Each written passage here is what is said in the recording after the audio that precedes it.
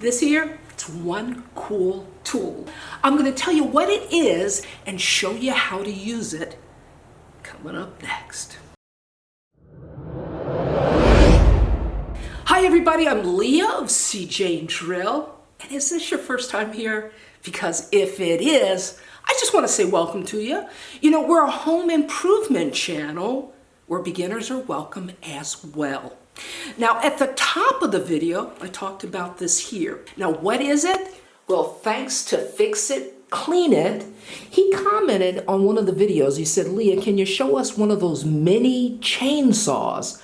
Because I've got a lemon tree that needs to be pruned, and I want to see how well it cuts before I run out and purchase one. So let's just jump right into it. I want to thank InoKraft for sponsoring today's video. Now, first off, you'll notice that they provide a mini chainsaw quick startup guide. It only takes a matter of 2 minutes to become familiar with the mini chainsaw. Plus, there's important information in the quick startup guide, like what kind of oil to use. What I appreciate, it's the fact that they provide not one, but 2 batteries. So while you're using one battery, you can be charging the other battery. So they include that, the 2 batteries, and they provide a charger. You'll never be without power. While one battery is charging, you're using the other battery to cut whatever it is that you need to trim and prune in the yard. So let's quickly take a look at what else is included, and then we'll go right to filling this thing up with oil, and then let's cut a few things. Now, if you'll notice, there is a holster for your mini chainsaw, and on the end of it is this carabiner here. And the reason for the holster and the carabiner is so that you can use a harness or a strap.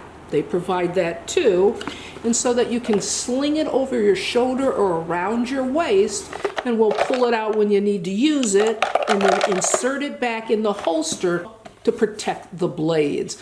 Okay, I'm going to take our saw, I'm going to flip it over. This is our oil tank here. You just have to pull that tab up right here, and that's going to give me something to hold on to as I untighten it. Once you have your cap removed, you can add your oil.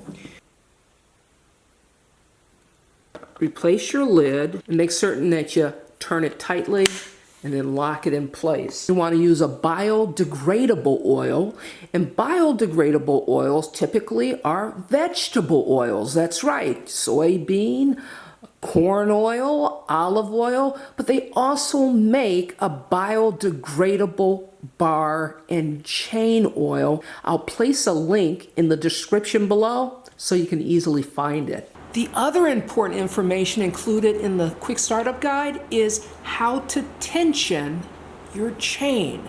Now, I want you to make certain that, well, you pull the battery out before you even think about making any adjustment to the chain, because, well, you want to keep all your fingers right. You don't want them calling you stubby. So that's what I've done. I've removed the battery. This is where you tension the chain. This is your adjustment right here. And what you're going to be looking for is this. The chain is properly tensioned when only half the drive chain can be pulled out while the other half stays in the groove. And that's too loose around the bar. Now what I'll do is I'll pull this up just like so, and I want to give it just a half a turn like that.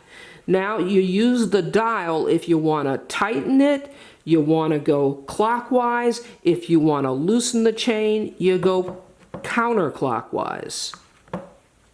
So we need to tighten that up a little bit, so I'm going clockwise like so. And I'm going to turn this back and lock it into place. Now I need to check my chain. And that's really what you want.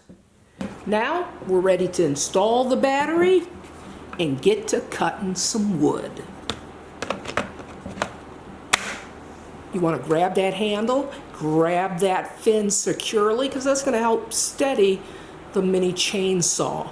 Now, I also want to draw something else to your attention. I want you to zoom in close right there. Now, I want you to take a look at those little spikes there. Those are what's called felling dogs. They help to steady the saw as you make that cut. Now to engage the chainsaw, push down on the safety and then pull the trigger. Allow the saw to get up to full speed before you actually start cutting.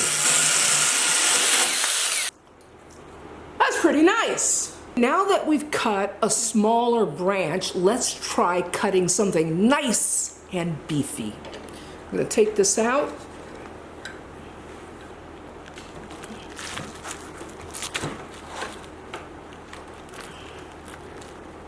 Okay, and we're going to try to cut something a little thicker. Get this in the vise. Let's see how well this cuts through it.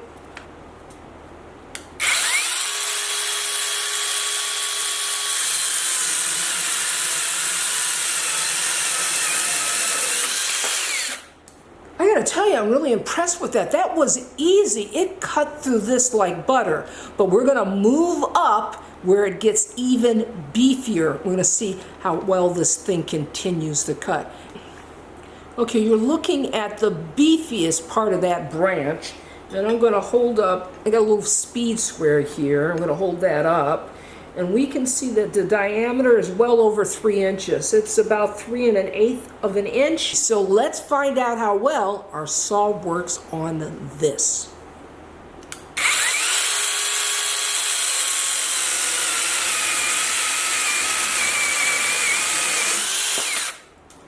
You know what? That's nice. That's impressive. I think that if it was even much bigger, it probably would continue to cut.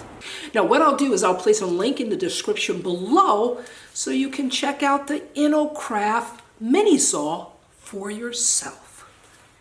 This is Leah saying you can do this. See you next time.